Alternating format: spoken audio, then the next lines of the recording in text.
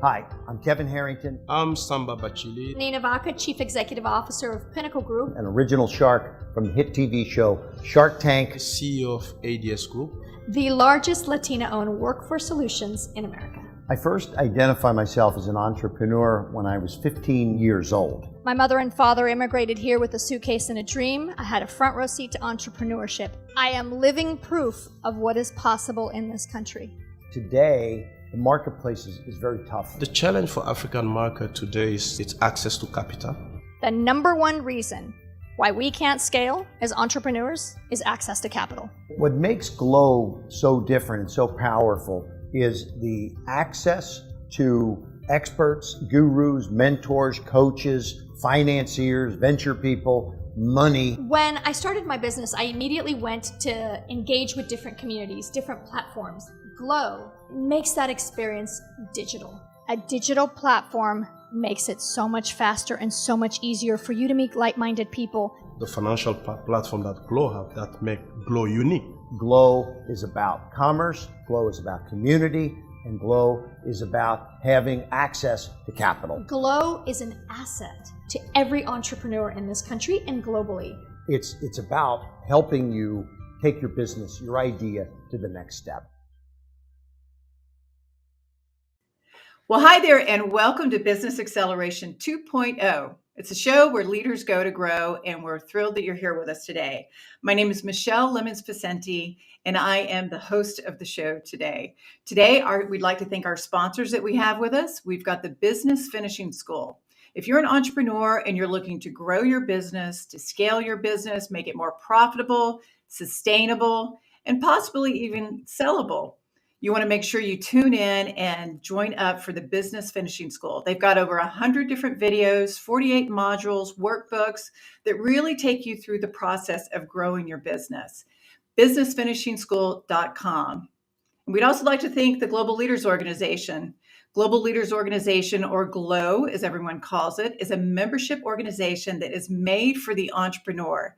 It creates the community that you're looking for as an entrepreneur, because as an entrepreneur, it's lonely at the top. So what's better than to be surrounding yourself with other individuals, other business leaders, and networking with them and actually doing business with them through the marketplace that's on board with the Glow component platform, with capital component, and with the marketplace and investment portals. So if you are an entrepreneur looking to grow your business, you want to make sure that you're joining Global Leaders Organization and begin networking with like-minded peers. Okay, today we're here to interview and speak with our guest, Michael McIntyre. An incredible individual. He's got such a great background. He started off in the insurance business, but he went out and started his own business, built it from scratch, built it to a $3 billion company. Amazing. Working with over 20,000 sales representatives. That's huge. I can't even imagine that. So we're going to hear from Michael today about the ups and downs, how to build a business such as that. He actually ended up selling it in the end. So we're going to learn about that as well. So without further ado, let me welcome Michael McIntyre. Hi, Michael. Hi, Michelle. Thank you so much. I'm so honored to be here. And hey, I like your sponsors. They sound awesome. I like that Business Finishing School. It sounds really cool. Yeah. Yeah, awesome. It's a great program for any entrepreneurs you know. Make sure you send them there and they can go through the program. Absolutely. And they also offer scholarships. I didn't even say that, but they offer scholarships too. But we're here to talk about you. So what a great background you have. And you know what? I have to tell you, your book that came out, I'm going to hold it up. It's The Next Level Life is a fantastic read. I loved it. It was a read that actually I couldn't put down. So I wanted to see what would happen next. That's a big endorsement. Thank you so much, Michelle. That's so kind of you. I appreciate that. Yeah, I mean, it really took me through your ups and downs of not only your business experiences, but also your personal life. So it got very real, which was really nice. I appreciated reading it and you letting us in your life with it. So let's just go ahead and start off. Let's give everyone a little bit more background about you. And remember, all the people that are tuning in are entrepreneurs. So they're wanting experiences and knowledge that they can take away and help them build their own business with. So let's go back to when you first started. How did you know that you were going to because you had some difficult times when you first started your very first business with Mhm. your father-in-law, right? Yeah, yeah, that's exactly right. Yeah, and so he died suddenly, and of a heart attack at the age of 53, and this was back in 1992, and so that was kind of really a difficult time because he was a real mentor to me, and of course my wife's father, and we were very close. So that was a difficult time. And so that whole year after his death, I had to reinvent myself. What am I going to do now? And because we were kind of doing some things together. And so I got into I was in the insurance business for a while. I was selling health insurance for a long time. And then after his death, we started doing estate planning.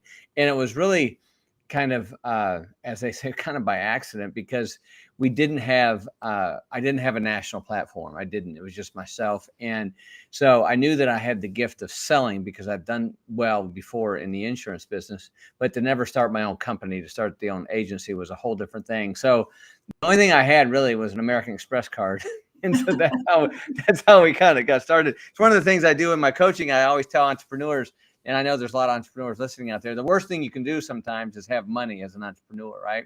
Because you get a little lazy and maybe and cut some corners, which ends up, biting you really bad later on. But yeah, so we started this company in 1992, and the first person I hired was my brother, and we both went out in the field and we sold and made the product and designed the product together over a 3-month period, and that's how we started. Then we started doing recruiting, and it was really incredible because we really a lot of things we didn't know what we were doing, but we just had enough, vinegar and ambition to carry forward. But we started recruiting here in Texas, and we had about 15 insurance reps working for us. And one of our sales reps' mother-in-law had died, and she lived in Kentucky. And so he had to move to Kentucky, and he was one of our top salespeople. And so we were thinking, man, we're losing our top salesperson, moving to Kentucky. So we thought, well, what if we go up there and open an office in Kentucky and let him run the office? We didn't know if it would work or not, but it did. And so when we went up there and we hired people, and he started doing really well in Kentucky, because I never been to Kentucky before, but they buy insurance there too. And so we got the idea that we can take this thing national. And so over the next 4 or 5 years, we expanded it to 40 states and did massive recruiting and really changed the industry. We were really trailblazers in the industry. So you took a model that worked for you here in your office here in Texas and said, okay, let's just replicate that. So did you put together processes, or did you how did you end up going nationwide? Was it better? Yeah, great question. No, it was really kind of by the seat of our pants at first. I mean, the main thing that we did, I think the biggest keystone for our success was generating a lead system. And, even today, as now everything is digital and LinkedIn and everything else. I mean, it's still all about the leads, Michelle. That's what everybody wants, right? Whether you're whether you're a publisher, whether you're a movie director, whether you're, an insurance agent, a real estate agent, everybody wants leads. And so there was no difference back then. But the thing we didn't have back then is digital. So we did it back in the Flintstone era, we did it by direct mail campaigns. And so and a direct mail campaign would take 6 weeks to get the results. 6 weeks. Could you imagine the millennials today? They have a nervous breakdown if it takes more than 6 hours to get the results, right? So, but that's the way we did it. We did a direct mail campaign, and we beta tested it, and we figured it out. And so from that, though, we had a very good lead piece, and we knew we could base everything off that. And so that was the first thing, because we had a great product. And look, there's 3,800 insurance companies here in the United States of America. They all have great products. Okay, that's a given. But it's the process is what makes it the difference, right? The product's always going to be there. The 3 Ps: product, people, and process. The product's always there in the insurance business, but the process is the key. Then the third thing is the people, and there's not any kind of shortage of salespeople. And so once we figured out the process of generating the leads and then putting people in an appointment in a direct mail campaign, and then with the telemarketing that we would actually set the appointment for them, then the only thing we needed was the people. And that was, we were a recruiting machine. So that was the start of it. So okay, so I'm going to come to the people in just a minute, but I want to ask it. Yeah. I'm going to go back to a question on the marketing aspect of it. Mhm. So you would do direct mail pieces, right? Mhm. Which That's right. every people, we used to do that too with events, right? When we were Yes. doing events as well, and they Yeah. completely changed with the digital age. Is it Mhm. the same? Do you feel like it's the same? I don't know, the same process or the same formula that you would use in direct sales? I mean, in direct mailing pieces that you would use in digital media?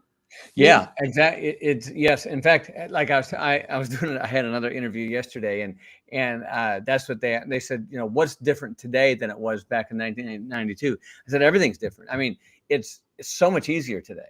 It really is. And the digital era is just. I mean, direct mail still does work. It does. I mean, it's just Mhm. slow and it's expensive, but it still does work. But digital is so much more efficient, and the beta testing is cut like 1,000,000%. I mean, you can have stuff back in 6 hours. You can see whether it's working or not. So, and yeah, but the same concept is the same though, Michelle. It's you've got to have a good lead system, and you need to test out. The beautiful thing about digital today is that you can test out a dozen different pieces, dozen different things, and for $500. I mean, Right. there's hardly any cost in this, and it's amazing when you can just change. What I've learned in the digital era is that all you have to do sometimes is change a word or Mhm. change move a sentence around, and it makes the click rate go from $3 a click to 5 cents a click. Right. And that's why the miracle of this stuff is fantastical. It's like if you're an entrepreneur, this is the golden age, man. This is the time to load your wagon, baby, because it's going to the moon. Did you find out anything in the direct sales pieces that you would put together that were a formula that would always win, or that you had the highest rate of return on those certain pieces? Did they include certain little nuggets? Yeah, it's funny you ask that because I'm going to tell you something it's probably surprised a lot, but you know, uh, I had a Jewish friend that always told me, he says, "Listen, Michael, the best kind of lead piece is the schlockier, the better it is." And believe it or not, Michelle, because I hired some people out of New York, I hired some people out of LA to put together mail pieces and paid. Back then, it was a lot of money. Paid them $40,000 to come up with renditions of this stuff, and none of their stuff worked. I mean, it would pull maybe point 0.8, an 8, almost 1%. Everything that we put together, us guys did, we put together, it pulled 2.75%. And it wasn't fancy. It was basic. It's the old adage, keep it simple, stupid. I think some people go in there, and listen, I love MBAs. I love PhDs. I love these people that are brilliant, but sometimes the simpler, the better.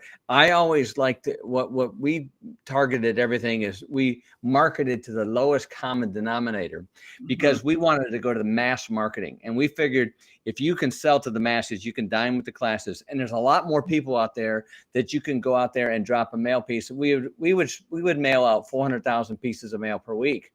And there was a lot of people in that range that we were looking for, which we wanted our demographic was from $300,000 estate to $1 million estate. We didn't want the $5 million estates. We didn't want the $50 million estates because they had gatekeepers with machine guns, and we didn't want to mess with those guys. That was smart. So you went after a real specific niche. Yeah, Okay, so I love that about keeping it, keep it simple, simple. stupid. I love that. Yeah, yeah. Um, and your book, by the way, is filled with all these little quotes, these little bites. I loved it. Okay, so let's talk about you're doing this mass marketing to reach a Mhm. certain demographic. Yes. You had to have people to communicate with them and work with them. How did you go out and find 20,000 sales representatives? That's huge. Yeah, it is. I mean, we recruited. Our motto was, recruit them by the masses, train them in the classes, and fire their asses. And that's what we did. We went through a lot of people, and I know that sounds kind of blunt, but we had salespeople. There's a lot of salespeople. I mean, there's so many. And what we found in our niche is we were like the land of the misfit toys. We found people that were on their last leg. They spent their last $20,000 on the Holy Grail that they thought was going to be amazing. Their wife saying, "Listen, broke comes in the door and love goes out the window, right? And so they were on their last leg and they needed something. So what we provided them is we provided them with leads, which is like, platinum to them. And on top of that, Michelle, we gave them appointments. In other words, all they had to do, we called it the Bono effect. All they had to do is show up like at a U2 concert and perform. And because we set the stage, we were the roadies, we set everything up for them. And so with that, we could attract a lot of people. We would hire on an average of about 100 people a week, and we would fly them all into Dallas. And I put them through an extensive 3 and 4 and 5 day training course. We'd spend $2 million a year just on training. But what that did, the ROI on that was fantastic. And we had, we were getting like a 5 ROI on that. So that recruiting, and a lot of times some of the people weren't even in the insurance business. So we would get people that were, real estate people that got during that period of time, we went through 2 recessions, and 3 presidents. So we went through all the cycles. So I'm curious about something as an entrepreneur, and I think this, you'll see entrepreneurs going through this all the time. As an entrepreneur, you started off, you and your brother, you were out there selling, right? Y'all created the product that you were going to go and sell, and you were out there actually selling it, which was great because you became very familiar with what the product was that was going to be sold. But then you moved in, and you're a natural salesman, which a lot of entrepreneurs are. And then you moved into really managing, right? That's right. How did you make that shift? Because a lot of entrepreneurs really aren't good at managing. Did you hire people to do the job? Yeah, it was, one of the things that I had somebody tell me early on, I'll never forget it. I was up on the Dallas Parkway, and my wife and I, when we first started, we had a small little executive suite paying $750 a month. And I remember I brought in my first assistant, and the lady that was the landlord there said, Michael, whatever you do, you can skimp on real estate, you can skimp on pens, you can skimp on clothes, but whatever you do not skimp on your employees. And it was probably the wisest thing that somebody told me at the age of, I guess I was 31 years old. And so I did that. I hired good people, good management people, and the salespeople were all, I could do the salespeople because I was one, and I could spot their stuff, but I didn't know what I didn't know. I mean, I knew how to make it rain, Michelle, but I didn't know how to trough the rain. If they gave me the checkbook, I'd have screwed it up before dark. So I brought in MBAs, I brought in CPAs, I brought in PhDs. I had, everybody was highly educated. And, some of them, it didn't work out because, I've got a big personality, and I would run by the seat of my pants sometimes. And sometimes I'd make a 180 and they couldn't make the corner, they'd be in the corner throwing up. And so they just couldn't do it, so we would have to put somebody else in. But what I did learn, though, find good people, pay them really well. And then what we did is we put a bonus attached to it so they could have a piece of the company, and which made them rich, which was really good.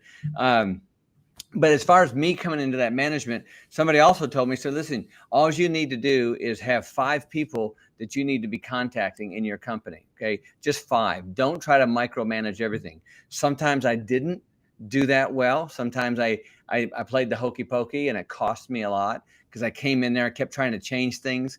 Because as entrepreneurs, we're watching our baby grow up. We birth this thing, we watch it grow up. And then if somebody steps out of bounds, or if somebody tells us our baby's ugly, then we get defensive and our ego gets going. And so I had to mature in that. And it took a while for me to do that. And I lost some good people in that process. But eventually we found some really good people. I had 5 really strong C-level people that really walked me through it. And they would keep me in check. They would rebuke me when I was wrong. I didn't like it, but I grew into it. Mm-hmm. I think you're also a big believer in making sure you have your own personal assistant too, as the CEO, right? Yeah, I had 3. Yeah, I did. Well, I had a bevy of assistants. I was high maintenance, Michelle. What can I tell you? But I liked having things taken care of, because what I wanted to do is focus on the things that I love to do. And that's what I tell people when I coach them. I said, look, 95% of your day, and if you're an entrepreneur out there, you should listen to this, 95% of your day should be doing what you love to do. And that's where you accelerate. That's where you're going to be. That's where you're going to be in the river and the flow and having things work for you. You still got to do 5% of the things you might not enjoy out of that day, but 95% of the day, do what you love to do. Mm-hmm. I'm just curious, what did 3 assistants do? Did they each have their own tasks that they handled? Well, one took care of Stacy, which was a big thing. The queen had to be taken care of. And then we had a travel assistant. We traveled a lot. I had a couple jets, and so we would travel quite a bit. And so I liked whenever I got wherever I wanted to go, I wanted it all to be done, the clothes to be unpacked and everything be checked in. And I was just high maintenance. What can I tell you? It was my Gatsby era. And then I had assistants that helped me out in the business that knew all the CEOs that I was dealing with in the marketplace. Mm-hmm. Okay, so let's talk about you selling your business, because a lot of entrepreneurs create a business and prepare it to sell. You didn't do that though. You didn't build this business in the beginning thinking you were going to sell it, right? No. What did you decide? Yeah. So I'm sorry, say the question again. Well, what made you decide that you wanted to sell the business? Yeah, that's great. Yeah, it's a great question. I got tired. I got burnt out. And I think one of the things I opened up my book, I said I probably stayed in too long. I should have probably came in and replaced myself with a an MBA CEO or somebody that had experience, maybe 10, 15 years older than me, that wanted it, or somebody that wanted to really take it to the next level. I think, my candle blew out a little bit. I had, regulation's hard in the insurance business. Is highly regulated. 1 year I spent $2 million on legal fees, and it was like, I was still making money, but it was like, it's a lot. And it was a lot of stress.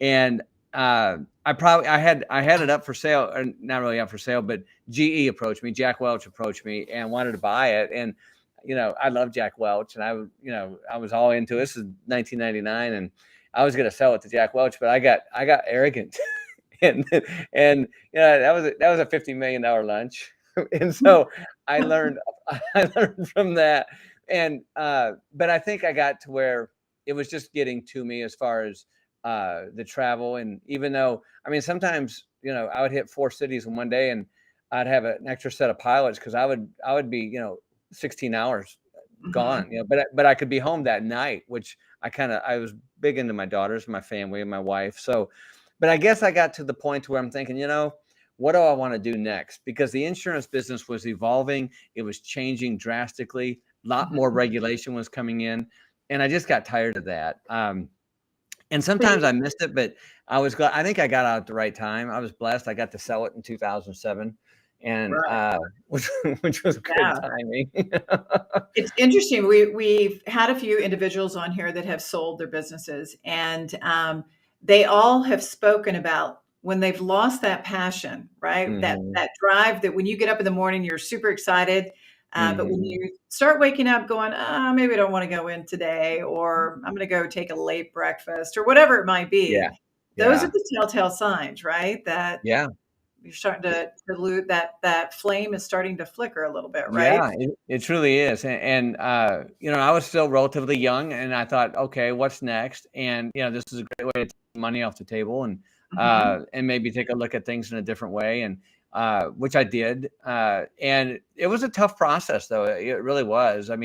That's all I had known for a long time. And I was running, I was burning it pretty hard, and so there were some things that I was really excited about the day that I signed the deal. And there were some things that I was really emotionally, it hit me pretty hard too. Mm-hmm.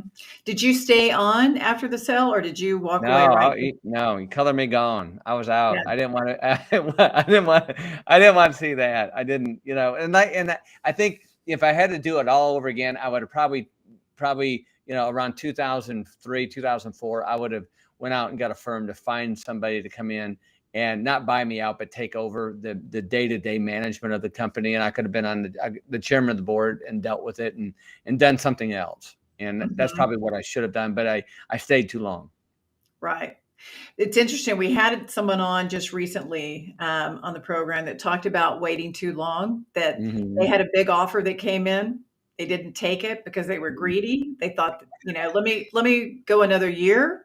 It'll be a higher valuation. I'll get more money. And then COVID hit, right? Yep. And then it all went away. So it's difficult. It's difficult, and my father-in-law wasn't around. I got to a point too that, I think, and I think as you start making mega dollars, and Mhm. everybody, the emperor has no clothes. Everybody loves what you're saying. They believe everything. And, you might not be getting the true story. Yeah. Right. And so I think that played a lot too. And, the deal with GE was really a heartbreak because I was ready. That was exciting. It kind of came up out of nowhere and didn't expect it, but the numbers were so huge. And then after I blew that, I kind of got arrogant with that, and so I think that was a problem as well. Hmm. So in everything that you've gone through as an entrepreneur, what would you provide our listeners with as one of your, maybe your top two or three things that you learned that you'll carry forward and that you share often for Yeah, it's a great for question. entrepreneurs? Yeah, find the eagles. Find your eagles because they're very few. And I always say, soar with the eagles, don't flock with the turkeys, man, because the turkeys will drag you down every time. Also, find people that were going to speak life into your business, into your and to that understand your dreams. You want to find people that are big thinkers, big dreamers, big doers. Talkers talk and doers do. Don't be around people that just talk about it. Find people that, and because talk is cheap. It really is. But if you can there and put it on the line with you, I never had a partner, a financial partner. That is, I never Mhm. wanted one. If I wanted to go buy a jet, I got to buy a jet. I didn't want to explain it to anybody. And or if I want to go to Europe for a month, I didn't want to explain it to anybody. But there is times when you need a good advisory board. You do need a good advisory council and a confidant. I would tell a young entrepreneur that's got some things going on is stay humble, get a mentor, get a coach that will rebuke you, that will tell you the truth. And when your flies unzip, they're going to say, zip up your drawers. Because if not, then you start making big money, and you're paying your assistant $400,000 a year. They're going to tell you how handsome you are and how funny you are, even when you're not. And you need to have somebody to be able to tell that. The other thing I would say is, I don't care how much money you have, hide it. Stick it somewhere to where you don't even know you have it. Okay. Send it over to send it to the Philippines somewhere in a cryptocurrency account. But because if you sit there and sit on your, if you got $30 million in the bank or 500,000 in the bank or whatever it is, the number that makes you feel comfortable, don't have access to that. Try to put it somewhere you don't have access to it, because it makes you lazy. I've always wanted, you want to always be creative. And if you have a lot of money, okay, your creativity is going to go down. So the worst thing you could have as an entrepreneur, especially a young entrepreneur, is money. Get creative. You're more creative when you're broke than when you are when you're rich. You get lazy. I could tell you a whole story about that. After I sold my company, I started another company and spent $500,000 and got zero results because I was scared to ask anybody because I had too much money. And I just thought, I made all this money. I can do this. I can do anything. It's stupid. Okay. And so the final thing I'd say to an entrepreneur is constantly reinvent yourself. Okay. Constantly feeding yourself with good information. Go to conferences, find other people, read books. Read books. Okay. I like reading books that are true to life. I love Jack Welch, Straight from the Gut. I think there's a piece in there how he, scolded a young insurance agent at one time. but I think, find people that you look up to. The main thing that's going to be different in your life in the next 5 years are the books that you read and the people, your best friends, your confidants, your mentors, and your coaches in your life. They're the ones that are going to make a difference in your life. Find success. Look, people always say, how do I find a good coach, McIntyre? How do I find a good mentor? Simple. Look at the fruit in their life. Okay. What kind of car are they driving? Is it clean? I know these things are simple, but it's you want to find somebody that's got their act together. Anybody can go out there and make a million bucks, but a lot of people blow it. A lot of people get divorced because they are infidelity. Look at their marriage. See how long they've been married. Look at where they're living. Do their kids like them? Do they talk to their kids? Who do they spend time with on Thanksgiving? It tells you everything about a person, right? And these are the kind of people that you want in your life and you want to pour into. I guess the fourth and final thing I'd say, be coachable. So many of you guys and gals out there are brilliant. You're smart. You're making money. Maybe you're a Bitcoin billionaire already. Maybe you've got this going on or that, and you're knocking down a couple $1 million a year. Bravo. But be coachable. Okay, Tom Brady is the best, right? He's the GOAT, right? He just spent 40 days in the desert and came back, and he's coming back. I'm not done, right? It's crazy, and I love it. And but after every set of downs, after everything he does, he gets on there, he gets on the computer and looks what he does, and he gets coached again because he's coachable. That's why he's the GOAT. Be coachable, be humble. I love that. Be coachable, because as entrepreneurs, especially when you start succeeding, it is hard, right? I mean, you do think that, whatever I touch is going to turn to gold. And that's not the case all the time. Okay, so that was great advice on where to find your mentors, find your coaches. Did you ever have a board of advisors with your business? I did. And I paid them well to let me do what I wanted to do. I did. I'll be honest with you. I did. So were they of value to you? Did you look to them or no? They were window dressing, to be honest. They were. And that was a mistake. And look, I can tell you all the things that made me great, made me a lot of money and made me rich. But I want to tell people that really stuff that could have been such a benefit to me, and I didn't do it. Now they were nice people. They were all professionals. They were great people. But in the end of the day, I didn't listen to them because I was too arrogant about that. And so, and I'd taken to Hawaii, I'd taken to Cabo, and it was right. But if I was going to build an advisory board today, I would find professionals that were going to really be not your best friend, because your best friend loves to be on the boat with you with the best cigars and the best scotch. Okay. You want to find people that's going to speak truth to you. Pay them, because it's their time. Their time is valuable, but don't pay them to tell you what you want to hear. Pay them to tell you what you don't want to hear. Right. And I think as entrepreneurs, so many times I've heard this over and over, they don't look at their board to really get help from or advice from. True. Yeah, it really is more window dressing. And the reality is there are a wealth of knowledge that are just sitting right there for them if they would only ask, right? Amen to that. Yes. Yeah. Okay. So talk to us about what you're doing now. And I want to get into the family too, because a lot of entrepreneurs that are listening, Michael, might be doing it with their spouse. And you and Stacy started off in the very beginning working together, and now you're working together again. Yeah. I mean, it's great. Thank you. So, we sold the company, and I kind of went through the first year was really difficult, to be honest. And I thought it was going to be great, and I'd be hanging out at the beach and, I don't know what I was thinking, but it wasn't that way. It was kind of, the world came to a screeching halt. And so, but then, the phone started to ring, and people say, hey, I'd like to, would you come and have breakfast with me? Would you come and talk to me? And so, all of a sudden I'm mentoring a lot of people, and I did that through my church, and I did it through some other ways, and through some of the people in the business. And I really started enjoying mentoring, but then I got to where it was almost like a job. And so, I decided, I wrote that book, The Authentic Salesman, which, I think it made the top list of the most insomniac read book in the world.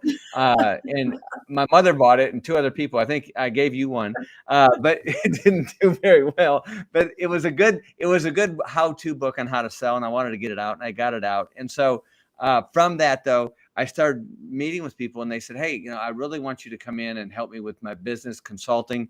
And I went on a few nonprofit boards, and I'll be honest with you, I won't do that again. I can't, I'm not a nonprofit guy. I'm just not. And I like to make money. I like to move the needle. And if I can't come in there and make changes, because I always tell people, look, I think there's a reason for boards and there's a reason for committees, but I also know this, there's never been a statue made of a committee anywhere on this planet. Right. And, things sometimes just get bogged down in those things. But, I think, in that process of getting in our business and starting to consult and starting to coach, I decided to start coaching. And next thing you know, I've got, people paying me a lot of money to get advice.